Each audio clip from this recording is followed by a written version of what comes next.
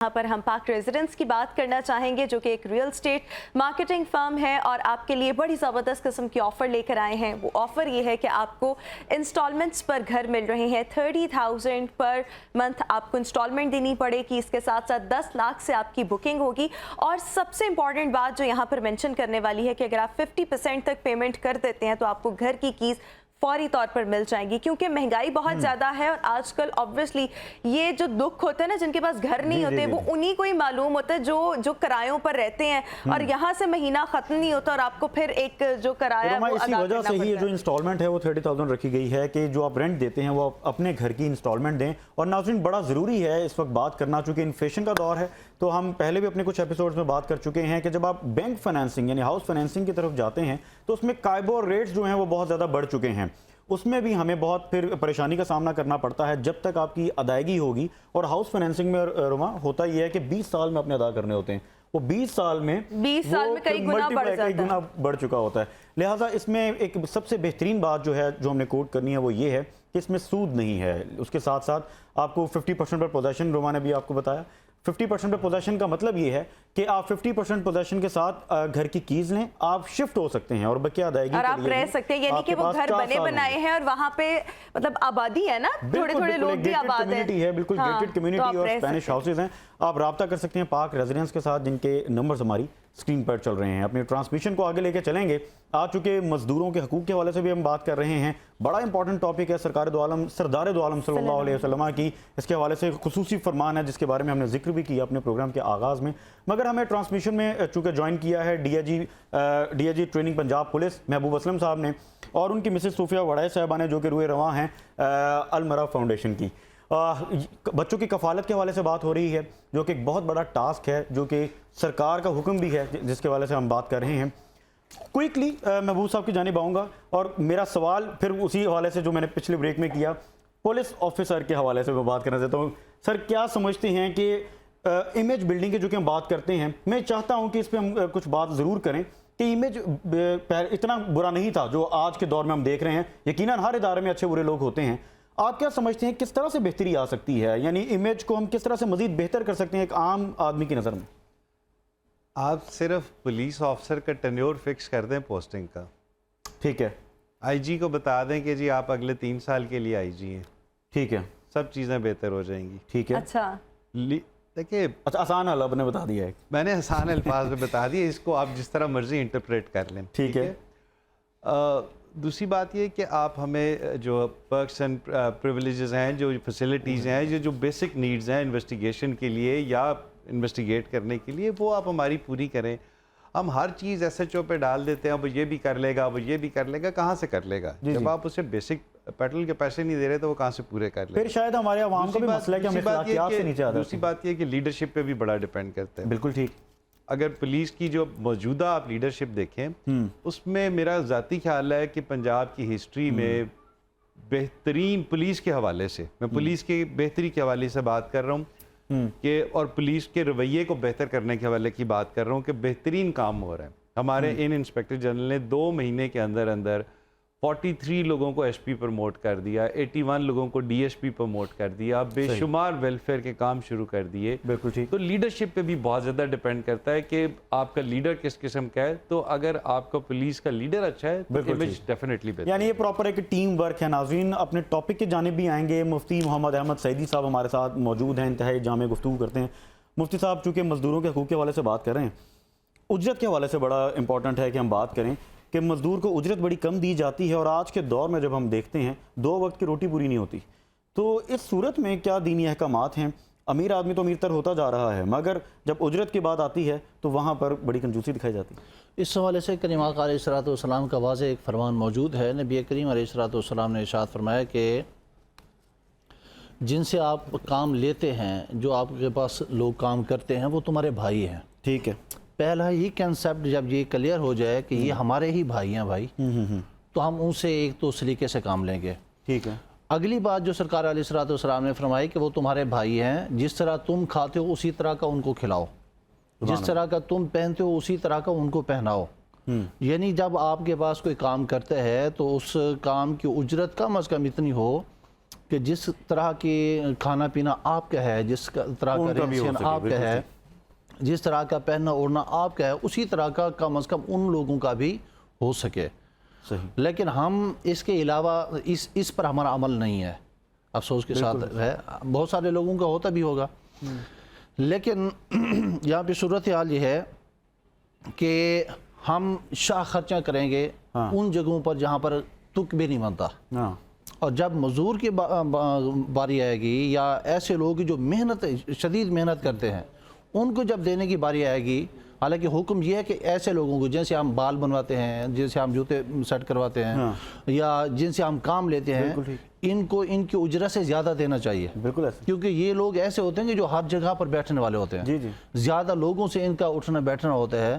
تو ان کو جب ہم خوش کریں گے تو ایک تو ان کے دل سے ہمارے لیے دعا نکلے گی، اللہ راضی ہوگا.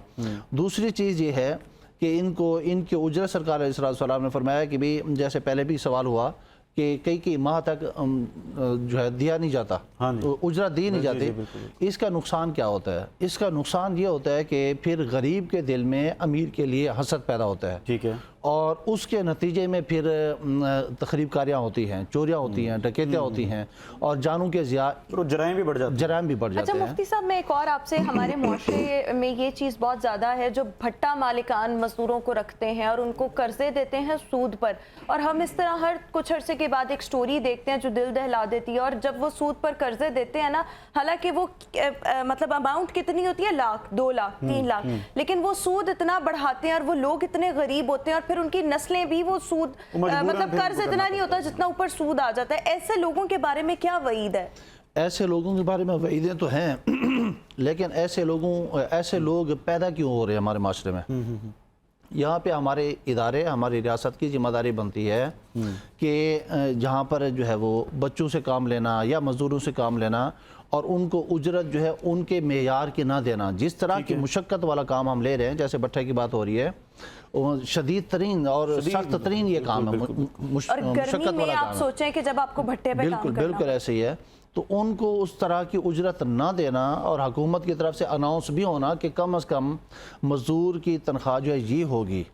اس پر پھر حکومت کو چاہیے اور ہمارے اداروں کو، ذمہ دار اداروں کو چاہیے کہ وہ ایکشن لیں اور اس طرح کے جو لوگ ہیں جو کام تو لیتے ہیں اور سخت ترین کام لیتے ہیں لیکن اس کے متبادل جو ہے اس طرح کا معاوضہ نہیں پے کرتے ہیں، یہاں پر اداروں کو چاہیے، اداروں کو بھی چاہیے کہ اپنی ذمہ داری نبھائیں اور اس چیز پر نظر رکھیں. چونکہ دینی احکامات ہیں، جب دینی احکامات آ جاتے ہیں تو ہمارا معاشرہ بھی اسی طرح سے چلنا چاہیے. اور آج خصوصی طور پر ہم نے اپنے ٹرانسمیشن میں بات کی مزدوروں کے حقوق کے حوالے سے کہ سرکار دو عالم سردار دو عالم صلی اللہ علیہ وسلم فرماتے ہیں کہ مزدور کا پسینہ خشک ہونے سے پہلے اس کو مزدوری دو. اسی پر آج ہم نے گفتگو کی. مفتی صاحب سے جانیں گے. مفتی صاحب، آج جو ہمارا معاشرہ ہے، جس طرف ہم چل پڑے ہیں، بڑی مضبوط گرفت ہو گئی ہے. انفیکٹ اگر میں یوں کہوں کہ ہمارے معاشرے میں کہ مزدوروں کو مزدوری نہیں دی جاتی. میں نے سٹارٹنگ میں بات کی کہ کئی تو لوگ مر جاتے ہیں، ان کی مزدوری نہیں ملتی. تو ایسے میں کیا پیغام دیں گے؟ ایسے میں گزارش یہ ہے کہ اللہ رب العزت دے کر بھی آزماتا ہے اور لے کر بھی آزماتا ہے. بالکل ٹھیک. بہت ساری مثالیں ہمارے سامنے ہیں کہ جو زکوٰۃیں دیا کرتے تھے، بالکل، اور وقت آیا اللہ تعالیٰ نے ان کو اس حال پر پہنچا دیا کہ وہ زکوٰۃیں لینے والے بن گئے. سو اس لیے اگر آپ کے پاس کوئی محتاج ہیں، کوئی مزدور ہیں، تو خدا کا خوف رکھیے اور اللہ رب العزت جس نے ایک عزت اور وقار اور رزق عطا فرمایا ہے وہ آپ سے لے بھی سکتا ہے. بالکل ٹھیک. سو اس لیے آپ اللہ رب العزت کے بندوں کے اوپر مہربانی کریں. اللہ رب العزت اس رزق کے اندر مزید وسعتیں اور برکتیں عطا فرمائے. ایک چیز. دوسری اور آخری بات یہ ہے کہ اللہ تعالیٰ نے رزق دیا ہے، اس کا شکر ادا کریں، کیونکہ اللہ رب العزت کا فرمان ہے قرآن کریم کے اندر مفہوم ہے. فرمایا کہ جن کو ہم نعمت دیں وہ ہماری نعمت کا شکر ادا کریں تو ہم اس رزق کے اندر برکت عطا کر دیتے ہیں، فروانی ہو جاتی ہے. اور اگر کوئی جس کو رزق ملا ومن اعرض عن ذکری فإن له معیشۃ ضنکا، اور جن کو رزق دیا ہے وہ ہمارے ذکر سے اگر اعراض کرتے ہیں تو پھر ہم ان کے روزی کو تنگ کر دیتے ہیں. اللہ نے جن کو دیا ہے وہ اللہ کا ذکر ہر حوالے سے کریں اور جن کو نہیں دیا ہے وہ اللہ رب العزت کی بارگاہ میں رجوع کریں اور جو جہاں جہاں پر ہے حلال کی کوشش کریں. بالکل ٹھیک. وہ افسر ہے یا ماتحت ہے, جو اس کے فرائض منصبی ہیں اس کو اچھے سے کوشش کرے ادا کرنے کی, پھر اللہ رب العزت کی اوپر. بالکل ٹھیک ہے جی, بہت خوبصورت بات. ناظرین, ہم اپنے پروگرام میں بات کرتے رہتے ہیں, ایمان کی کمزوری ہے اصل میں, یہ توکل کی کمزوری ہے. جب ہمارا ایمان اور توکل مضبوط ہو جاتا ہے تو ہم یہ جان لیتے ہیں کہ جو رزق ہے وہ صرف اللہ نے ہی دینا ہے.